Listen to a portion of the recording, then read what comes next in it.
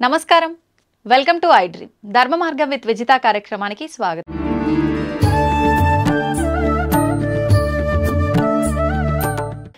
స్వామీజీ, ఇప్పుడు ఈ తరం వాళ్ళలో చాలా వరకు ఆధ్యాత్మిక భావన కానీ దైవ చింతన కానీ చాలా వరకు తగ్గుముఖం పడుతుందని చెప్పాలి. ఒకవేళ ఎవరైనా పూజలు చేసినా భక్తిని ప్రదర్శించినా కూడా అది ఒక ఆడంబరం లాగా మనం ఎంత స్తోమతగా చేశాము అనే దానిపైన శ్రద్ధ ఉంటుంది తప్ప ఎంత భక్తితో చేశాము అనే దానిపైన శ్రద్ధ ఉండట్లేదు. నిజంగా అసలు ఎలా ఉండాలి ఈ ఆధ్యాత్మిక భావన అనేది? ఈ తరం వాళ్ళు ఆధ్యాత్మిక భావనలోకి మార్గంలోకి రావాలంటే మన నిత్యం చేసే విధి విధానాలన్నీ ఏ రకంగా ఉంటే బాగుంటుంది? ఈ మైకులు, ఈ కరెంటు లేనప్పుడు ఉన్న భక్తి వేరే, ఈ మైకులు వచ్చినాక వేరే. మైకులు వచ్చిన కొత్తలో కూడా గణపతి నవరాత్రులు 9 రోజులు ఆ గణపతి పాటలు తప్ప రెండోది ఉండేది కాదు. అవును. ఇప్పుడు దిక్కుమాల ఇంగ్లీష్ పాటలు, సినిమా పాటలు అన్నీ పెట్టి పారేస్తాం. జాగరణం అని చేసే శివరాత్రి, జన్మకో శివరాత్రి అని చెప్పే శివరాత్రి, ఆ రాత్రి అంతా సినిమాలు చూస్తూ గడుపుతా ఉన్నారు. అవును. పెద్దవాళ్ళు పెట్టిన ఇంటెన్షన్ వేరే. జన్మకో శివరాత్రి అని ఎందుకన్నారు? ఈ శివరాత్రి అయిన మరుసదినమే నువ్వు ఉంటావో లేదో గ్యారంటీ లేదు. మళ్ళా ఇంకో శివరాత్రి చూస్తామనే దానికి ఛాన్స్ లేదు.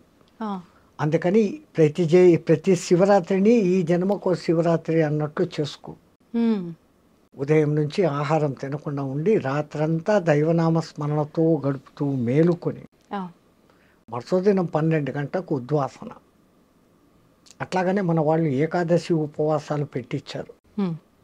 అది వాళ్ళు ఎంత దూరపు ఆలోచన అంటే సంపూర్ణమైన సైన్స్ ఉంది. ఇప్పుడు ఒక జపాన్ శాస్త్రవేత్త 36 అవర్స్ ఫాస్టింగ్ అనే ఒక విధానాన్ని కనిపెట్టి నోబెల్ ప్రైజ్ తెచ్చుకున్నాడు. ఏకాదశి ఉపవాసం అదే కదా, ద్వాదశి ఉద్వాసన అంటాం. ఏమైతుంది? 36 అవర్స్ అంతే. 36 అవర్స్ మీరు ఎప్పుడైతే ఫాస్టింగ్లో ఉంటారో మీ మెటబాలిజం తనను తాను రెక్టిఫై చేసుకుంటూ మీలో రెసిస్టెన్స్ కెపాసిటీని పెంచే గుణాలు దానికి వచ్చేస్తాయి ఆటోమేటిక్గా. ఓకే. ఈ విషయం మన వాళ్ళు కనిపెట్టే పండుగలకు నువ్వు మధ్యలో ఈ ఉపవాసాలు ఉండు అన్నారు.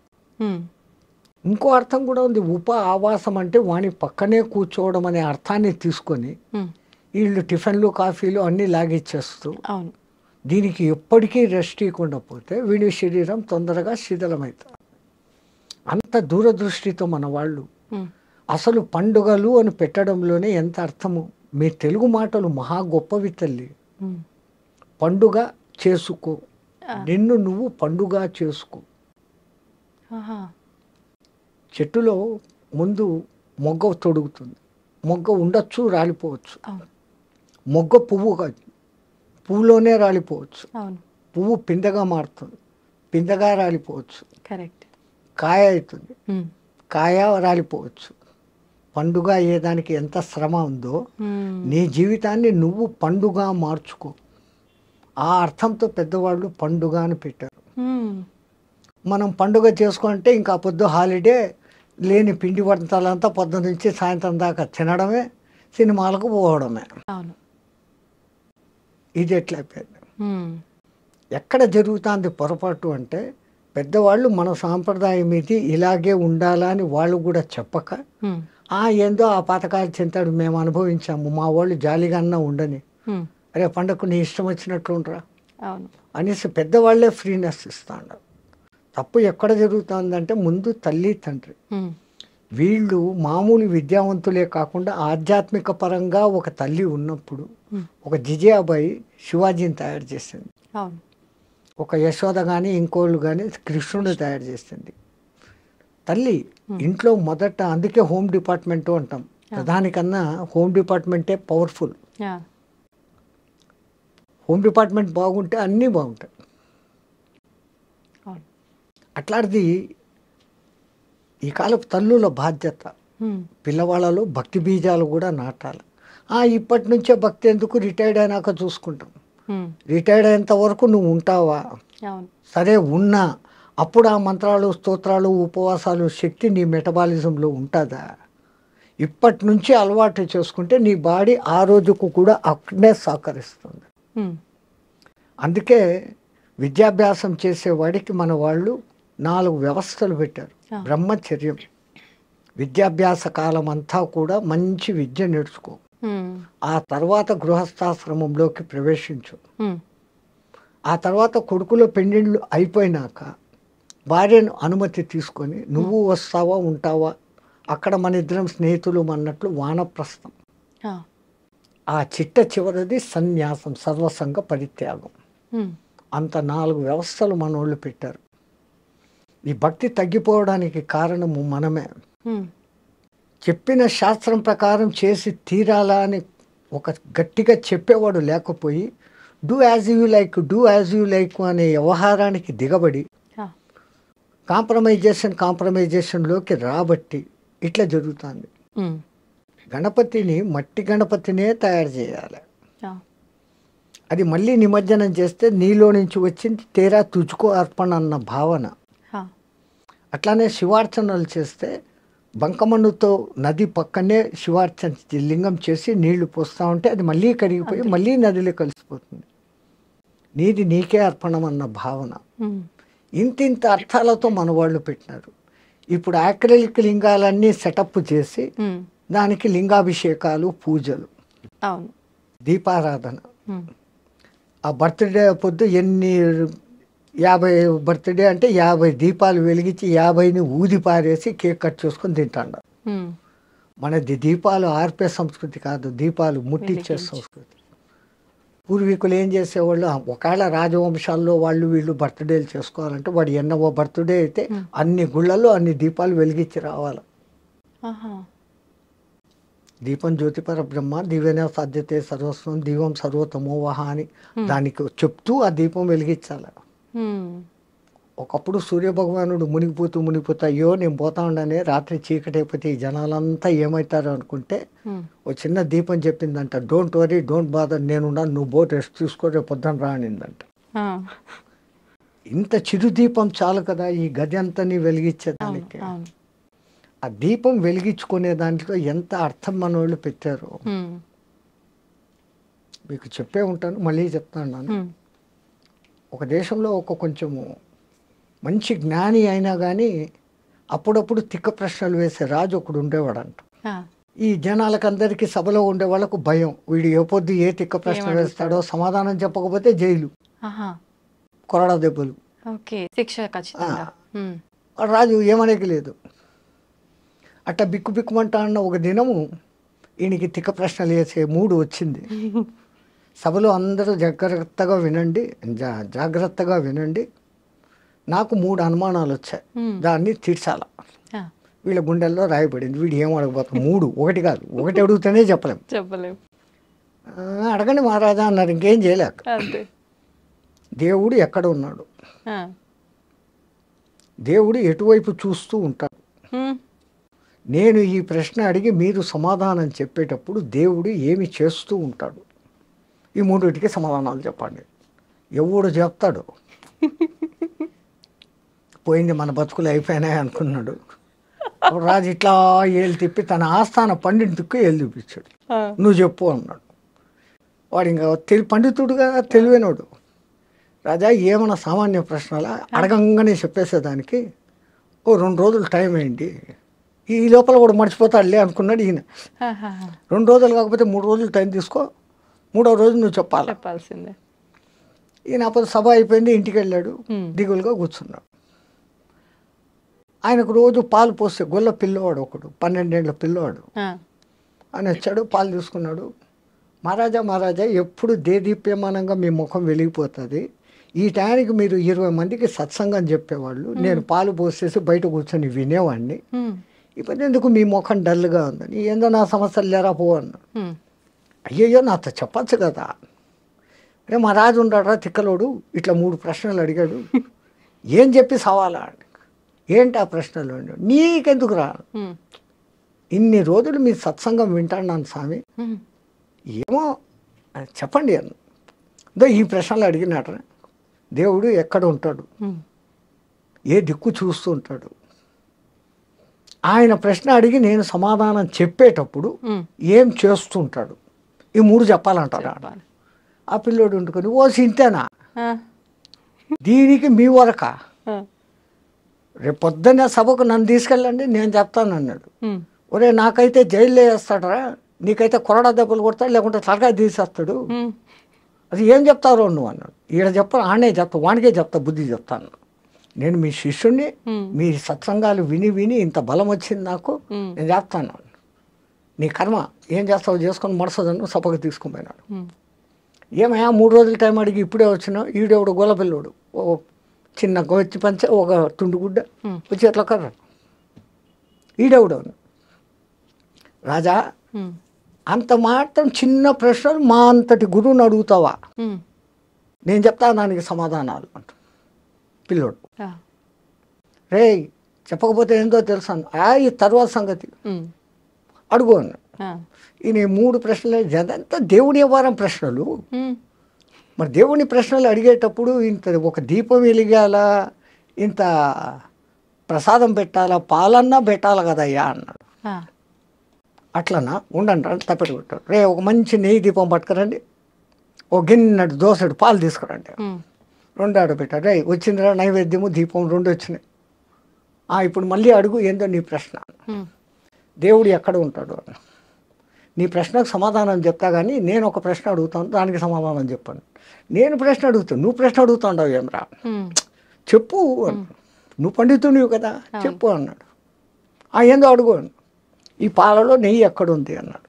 ఉమ్, అంటే నువ్వు గొల్లోనివి నీకు తెలియదా, దాన్ని ముందు పెరుగు చేయాలా, ఉమ్, ఆ పెరుగుని చిలకాల, వెన్న వస్తుంది, వెన్నను కరిగేయాల, నెయ్యి వస్తుంది. అంటే ఈ పాలలో నెయ్యి ఉంది కదా, ఉంది. ఉంది అన్న. ఏడుంది అన్నాడు.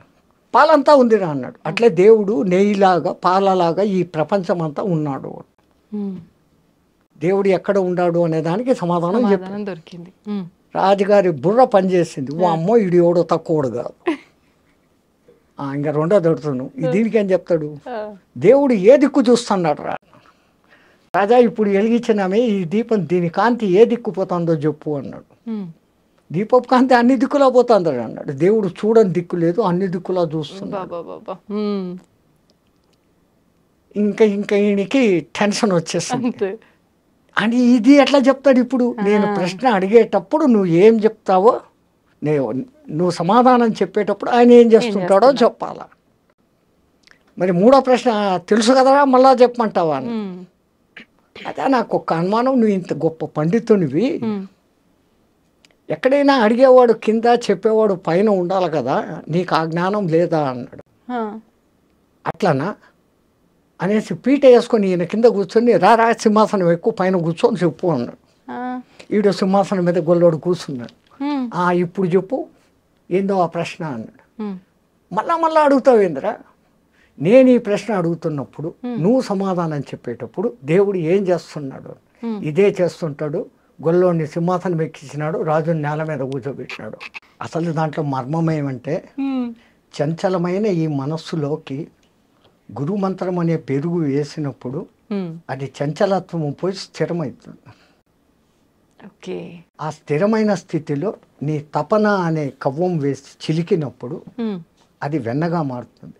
ఆ, ఈ తపన తపస్సుగా మారినప్పుడు ఆ వెన్న కరిగి నెయ్యి అవుతుంది. ఉమ్, ఈ నెయ్యి కరిగి ఇంకోటి అయ్యేది ఛాన్స్ లేదు. లేదు.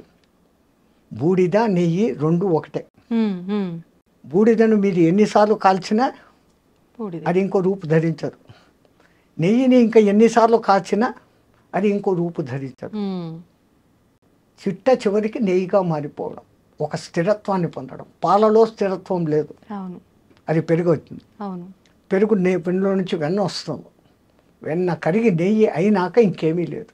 ఉమ్, అది దాని అర్థం. అట్లాగానే దీపం ఏ దిక్కు చూస్తుంది అన్నాను. అవును, అవును. అసలు ముందు దీపం ఏంటి, ఉమ్, చంచలమైన మనస్సుని స్థిరంగా పెట్టి దాంట్లో భక్తి అనే నూనె పోసి ఉమ్, గురువు ఇచ్చిన మంత్రం అనే ఒత్తి వేసి ఉమ్, నువ్వు తప్పించినప్పుడు ఆరణిలో మంటలాగా పుట్టి ఆ జ్యోతి వెలుగుతుంది. ఉమ్, అది మనలో పుట్టే జ్ఞానజ్యోతి. ఓకే. అందుకని మన పూర్వీకులు నీలో జ్ఞానజ్యోతి వెలగాలంటే ముందు భక్తి ఉండాలి. ఉమ్, ఆ భక్తిని ఈ విధంగా నవవిధ భక్తులు ఉన్నాయి, ఉమ్, ఇదేనైనా స్వీకరించు. ఈ నవవిధాలు కాకుంటే ఇంకా ఫైనల్ భక్తి ఇంకోటి ఉంది, వైరభక్తి, అంటే వైరాగ్యం. శత్రుత్వపు భక్తి. భగవంతుడి పైన కోపంతో వచ్చేదా స్వామీజీ? శత్రుత్వం. హ్మ్. అసలు మనం దేవుణ్ణి 10 సార్లు తలుచుకుంటే శత్రువు 20 సార్లు తలుచుకుంటాడు. అవును. మీరు ఎవరికైనా 10 మంచి పనులు చేశారు, హ్మ్. ఆ 10 మందిలో ఎవడో ఒక్కడు మిమ్మల్ని తలుచుకుంటాడు. హ్మ్. హ్మ్. అదే మీ మీద కోపం ఉండేవాడు హ్మ్. మీ ఎదురు కనపడినప్పుడంతా, లేదు మీ ఫ్రెండ్ ఎవడైనా కనపడితే కూడా, అవును. వాడు అట్ట చేశాడు, వాడిని పోతున్నాడు రోడ్డు మీద, వాడు అట్ట చేశాడు, వాడి పేరు 100 సార్లు చదువుతాడు. అవును. హిరణ్యకశిపుడు అంతే. హ్మ్. హ్మ్. ఎక్కడున్నాడురా హరి, ఎక్కడున్నాడురా హరి, ఈ ప్రహ్లాదుడు చెప్పిన దానికన్నా 100 సార్లు ఎక్కువ వాడు చెప్పాడు. హ్మ్. హ్మ్. వాడికి మోక్షం వచ్చాయి. మోక్షం వచ్చింది. అనన్య భావంతో భగవత్ చింతనం, ప్రతిఫలాక్ష లేపకుండా దేవుని చింతనం హ్మ్. అంతవరకే చేయాలి. కానీ లాభాల కోసము ఫలితాల కోసము మనం దేవుణ్ణి చింతన చేస్తాను. అవును. గుడికి పోయినా మనం చేసే పని ఇదే. హ్మ్. భక్తిభావం జనాల్లో ఉండాలా అని గుడి అనే వ్యవస్థ, గుడి కాదు దాని పేరు ఆలయం, అందులో లయం అన్న పేరు పెట్టారు. హ్మ్. ఆలయం. ఆలయం. ఆ ఆలయ నిర్మాణం ఎట్లుండేది? ఆ. పెద్ద గాలిగోపురం ఉండేది, లోపలికి వచ్చినాక బలిపీఠం ఉండేది, హ్మ్. ధ్వజస్తంభం ఉండేది, ఆ తర్వాత సంగీత మండపం ఉండేది, హ్మ్. దాని తర్వాత నృత్య మండపం ఉండేది, ఆ తర్వాత దర్శన మండపం ఉండేది, హా. ఆ తర్వాత గర్భగృహం అనేది ఉండేది. అవును. ఆ గర్భగృహంలో చీకటి ఉండేది, హ్మ్. హ్మ్. ఒక చిన్న దీపం, దేవుడు కనపడకుండా ఉంటాడు. మనం పోతే ఆ. పూజారి కర్పూర్ సే ఉస్కో హారతి. కర్పూరంతో హారతి ఇచ్చినప్పుడు ఆ పైనుంచి ఆ పబ, ఆ దివ్యమంగళ రూపము, ధరించిన ఆయుధాలు, కాళ్ళు అన్నీ చూపించుకొని దర్శనమిస్తాయి. ఆ చూసిన దాన్నంతా కళ్ళ నిండుగా చూసి, హ్మ్. అక్కడ మళ్ళీ పైన ధ్యాన మండపం అని ఉంటుంది, హ్మ్. అక్కడ కాసేపు కూర్చొని ధ్యానించుకో, నువ్వు చూసిన దాన్ని ధ్యానించుకొని మన పెద్దోళ్ళు ఇంత గొప్ప వ్యవస్థ పెట్టినారు. హ్మ్. అంటే భగవంతుని దర్శనం తర్వాత కాసేపు గుళ్ళో కూర్చోవాలి అనడానికి అర్థం ఇదేనా స్వామీజీ అయితే? నువ్వు కన్నారా ఏమి చూసినావో, అవును. ఏ ఆయుధాలకు ఏ అర్థము, ఎందుకు ఆమె ఆయుధాలు ధరించింది, ఆమె అతడు ఆయన. విష్ణువు అయితే శంకు చక్రాలు ఉంటాయి, ప్రధానంగా ముందు ఆ 2 కనపడతాయి. హ్మ్. హ్మ్. శం ఖం, హ్మ్. శుభకరమైన ఆకాశం, ఖం అంటే ఆకాశం, ఆహా. శం అంటే శుభకరం, హ్మ్. ఖం అంటే ఆకాశం, మంచి ఆకాశం. ఓకే. ఆ భావనతో నీకు చూసినప్పుడు ఆ దేవుని యొక్క సుదర్శనం, మంచి దర్శనం అవుతుంది. సుదర్శనం చక్రం కాదు, హ్మ్. హ్మ్. హ్మ్. సుదర్శనం. దర్శనం. అందుకే గజేంద్ర మోక్షంలో హ్మ్. కలడు వాడు కలడు లేడు అని ముందు మొత్తుకొని, ఆ. ఆ తర్వాత ప్రాణములు ఠావులు తప్పే నువ్వును తప్ప ఇహపరంబులను ఎరంగని కావవే వరద అని అడిగినప్పుడు హ్మ్. ఆ కరి మొర ఆలకించి ముందు ఆయన పంపింది ఏంది? హ్మ్. సుదర్శనం. ఆ. దానికి ముందు వీనికి దుష్ట దర్శనం, నేను ఆ భార్యలు చూస్తుండారు, నేను రాజును, డామ్ డూమ్ అని ఎగిరినాడు. హ్మ్. సుదర్శనమైనప్పుడు అవును. జరిగింది, దాని పేరు సుదర్శనం. హ్మ్. అట్లాంటి భావనతో నువ్వు చూసి ఆ భావనలన్నీ అనుకొని అక్కడ కూర్చోరాని ఇంత గొప్ప వ్యవస్థ పెట్టారు. అవును. మనమంతా ఆలయాలకు పోతుండం. హ్మ్. అన్నిటికన్నా మన పెద్దోళ్ళు చెప్పింది, ఆలయం బయటనే చెప్పులు వదిలిపో. అవును. ఆ చెప్పులు వదలడంలో వాళ్ళ అర్థం ఏంటి? హ్మ్. ఆ చెప్పులను వదిలేసినట్లు నేను కలెక్టరు, నేను ఆడ, నేను మగ, నేను బ్రాహ్మణ్, నేను క్షత్రియ, నేను వైశ్య, హ్మ్. ఇవన్నీ ఏది కాదురా, ఆ. నేను జీవాత్మ, నువ్వు పరమాత్మ, నీలో లయం అయ్యేదానికి, హ్మ్. నాలో ఉన్న దుర్గుణాలను బలి ఇచ్చేదానికి, నాలో ఉన్న సద్గుణాలను ధ్వజస్తంభంలాగా నిలిపేదానికి హ్మ్. ఇక్కడికి వచ్చాను అన్న భావనతో నువ్వు పోవాలా అని మన పెద్దోళ్ళు చెప్పులు బయట వదలమన్నా. ఓకే. ఇన్ని అర్థాలతో పెడితే హ్మ్. మనం ఏం చేస్తున్నాం? చెప్పులేమో బయట వదులుతున్నాం. చెప్పారు కదా అవును. పెద్దోళ్ళు, మ్మ్. చెప్పులు బయట వదులు. అవును. చెప్పులు వదిలిపెట్టి గర్భగుడిలోకి పోయి దర్శనం చేసుకొని ధ్యానం చేసేదానికి 1 నిమిషం అటు కూర్చొని లేచి హ్మ్. మళ్ళీ బయటకు వస్తాం. అవును. ఇంత చేసే ఈ టైంలో మనకు తెలియకుండానే ఒక కొత్త మంత్రం జపిస్తాం.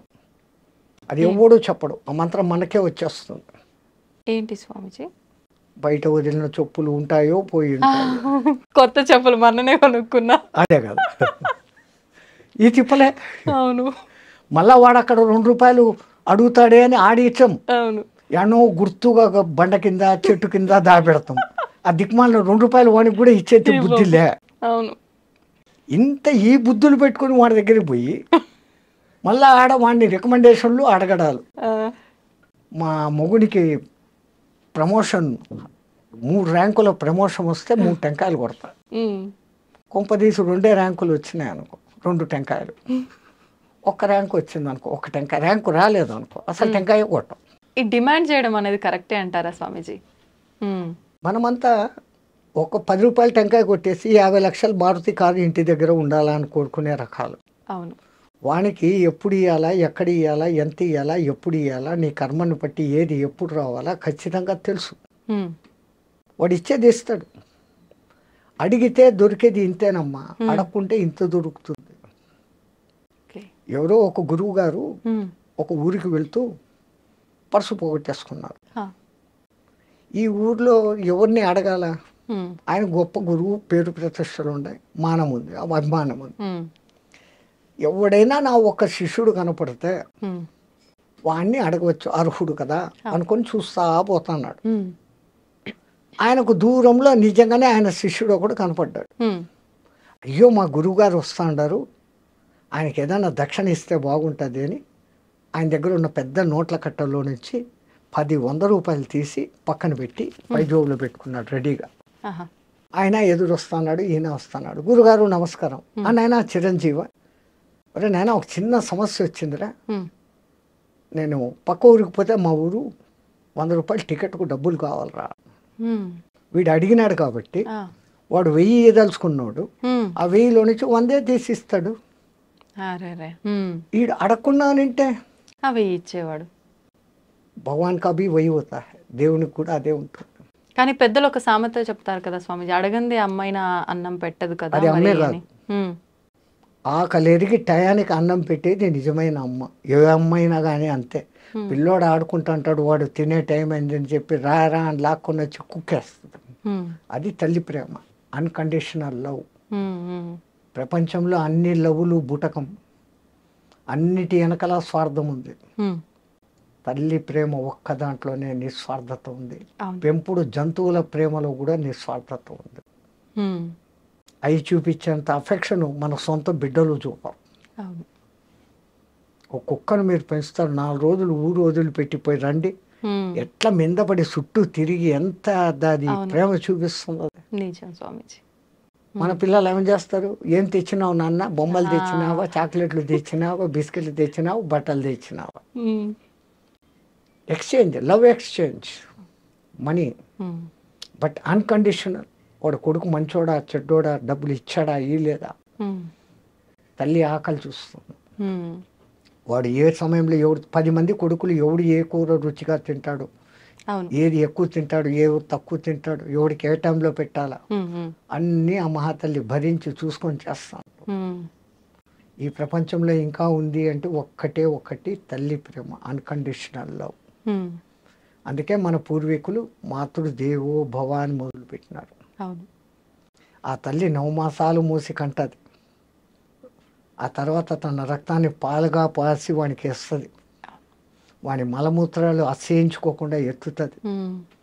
వాడిని బాగా జోలలో వేసి నిద్ర పుచ్చి అప్పుడే తింటామని కూర్చొని మొదటి ముద్ద నోట్లో పెట్టుకోగానే ఈ పులియారుగాడు అమ్మ ప్రేమ అన్నం చూస్తుందా బిడ్డను చూస్తుందా అని వాడిని గిచ్చుతాడంట భగవంతుడు. పులియారు మా అంటే గణపతి. వాడు కొయ్య అనగానే ఈమె చేయి వదిలేసి కడుక్కొని లేసిపోతుంది పరిగెత్తే. వాడు అప్పుడే గలీజ్ చేసి ఉంటాడు. తీసి కడిగి శుద్ధం చేసి మళ్ళీ వచ్చి కూర్చొని అప్పుడు తింటుంది. వాడు అనను మొదలు పెట్టంగానే అమ్మ అను, మా అమ్మ అను మొదట అక్షరాలు నేర్పే మొదటి గురువు తల్లి. వానికి అన్నీ కొంచెం తెలిసి వచ్చినాకదో ఈడు మీ నాయన అని చూపిస్తే వాడు నాయన. తల్లి ఎవరిని చూపిస్తే వాడు నాయన, ఇంకోటి కాదు. అట్లాగని వీడి మేమామ లోకంలో బంధుత్వాలు పరిచయం చేసి ఆ లౌకిక విద్య గురువు దగ్గరికి అప్పగిస్తుంది. వాడి అదృష్టం బాగుంటే ఆధ్యాత్మ గురువు తగులితే వాడు పైకి వస్తాడు. మళ్ళీ ఈ తల్లి పెంపకంలో ఎక్కడ లోపం జరిగినా వాడు ఆధ్యాత్మికంలోకి పోలేడు. వాడిని ఆ వయసులో నుంచే ఆధ్యాత్మికం బోధించేది తల్లి. వానికి ఆ టైంలో నుంచే భక్తి బోధించేది తల్లి. లీలావతి కడుపులో వాడు ప్రహ్లాదుడు ఉన్నప్పుడు నారదుడు పక్కకు తీసుకెళ్ళి ఆ భక్తి కథలన్నీ వినిపిస్తే ఆడు విన్నాడు, అంత భక్తుడైనాడు. కడుపులో ఉండడానికి వినిపిస్తే వస్తుందా అని ఎగతాళి చేసిన వాళ్ళు ఇప్పుడు బిడ్డలు మ్యూజిక్ వింటున్నారు, దానికి ఆనందిస్తున్నారా అని ఎక్స్పెరిమెంట్లు చేసి కనిపెట్టినారు. వేద పఠనం వినిపించి తర్వాత పుట్టిన బిడ్డకు, నానాకు ఇంగ్లీష్ రికార్డులు పెట్టి డ్యాన్సులు పెట్టిన బిడ్డకు, ఆ తర్వాత ఎదుగుదలలో వచ్చిన మార్పులు 18-20 ఏండ్ల శోధన, 70 మందిని ఈ బ్యాచ్ 70 మందిని ఆ బ్యాచ్ను పెట్టి వాళ్ళ ప్రవర్తన వీళ్ళ ప్రవర్తన, అందరికీ ఒకే రకమైన ఆహారము ఒకే రకమైన బెడ్ ఇచ్చినప్పటికీ ఈ సుమధుర సంగీతాలు వేద పఠనాలు శబ్దాలు విన్న వాళ్ళ ప్రవర్తనల్లో మార్పు, సాత్వికత, వాళ్ళలో ఉన్న క్రూయాలిటీ లెక్క తేలింది. ఓకే. సో మొట్టమొదట మన తల్లులు మారాలి.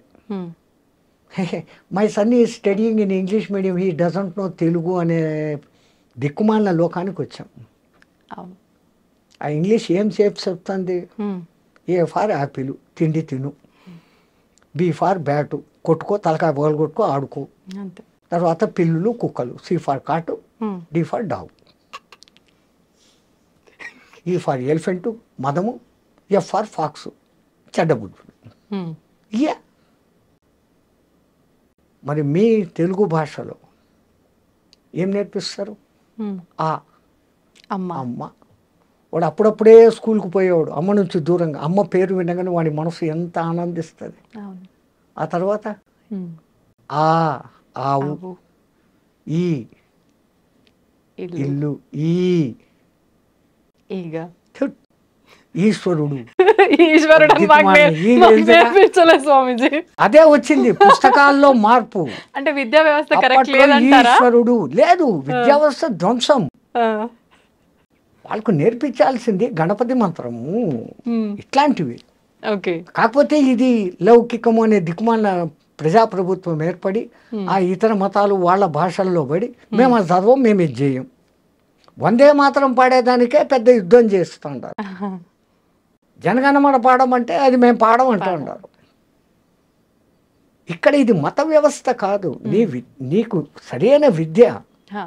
జనగణమన మన దేశంలో ఉన్న అన్ని రాష్ట్రాల పేర్లు కలిసి వచ్చేటట్లుగా పెట్టి అటువంటి భారతమాత బిడ్డను నేను అని చెప్పుకునేదానికి ఉంది అది జనగణమన. అసలు మనకు జాతీయ గీతం వందే మాత్రం కావాల్సిందే. జనగణమన ఇది వచ్చింది. అక్కడనే దిక్మాలిన రాజకీయాలు, భ్రష్టమైందంతా అక్కడి నుంచే. దానికి ముందు ఇంగ్లీష్ వాడు ఉన్నప్పుడు ఇంతో అంతో బాగానే ఉండేవాడు. గురుకులాలను ధ్వంసమేం చేయలే. ఇంగ్లీష్ ముందు జాస్తి తీసుకురావాలి, వాని అవసరం. నీకు ఉద్యోగం రావాలంటే ఇంగ్లీష్ నేర్చుకో అని చెప్పినాడు. వాడు ఈ ఉద్యోగాల కోసం వాడి దగ్గర చచ్చినట్టు ఇంగ్లీష్ నేర్చుకున్నాడు. వేదం చదవద్దు అని వాడు కమెంట్ చేయలేదు. వాడు బండి కింద నీళ్లు, అదేమి అంటారు, చాప కింద నీరు, చాప కింద నీళ్లు లాగా ఏం అనకుండానే ధ్వంసం చేసేసినాడు. డబ్బు ఆశ చూపించి మనం దానికి పడిపోయినాం.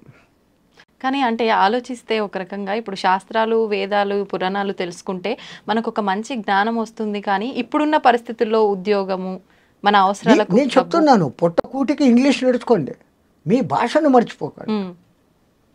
అసలు అవమానకరమైన విషయం ఏంటమ్మా, ఎవడైనా ఇంకో దేశస్థుడు వచ్చి నీ దేశ భాష ఏదే నన్ను అడిగితే నేను సిగ్గుతో తల వంచుకోవాలి.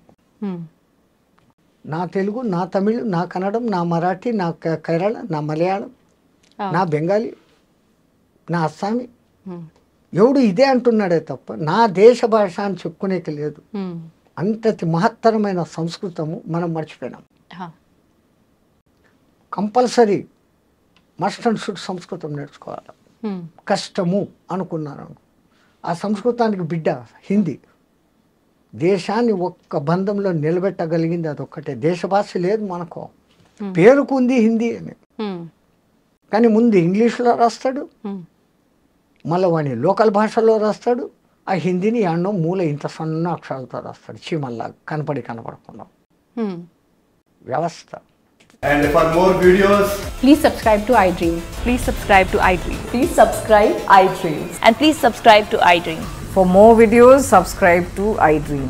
please like, share and subscribe to the channel. Congratulations, iDream. Subscribe to iDream. Subscribe to iDream. So subscribe to iDream Media. iDream ki iDream team andarki huge congratulations. Please subscribe iDream Media. Please subscribe to iDream. Subscribe iDream. Please subscribe to iDream. I dream అంటే నా కళల channel subscribe చేసుకున్న నోరు తిరుగుతలేదు. మీరైతే గంట గుర్తు కొట్టండి. For more such videos, please subscribe to iDream. Subscribe to iDream. Please subscribe to iDream. Please subscribe iDream Media. Please do subscribe to iDream. Please subscribe to iDream Media. For best entertainment and information, please subscribe iDream. And don't forget to subscribe to iDream.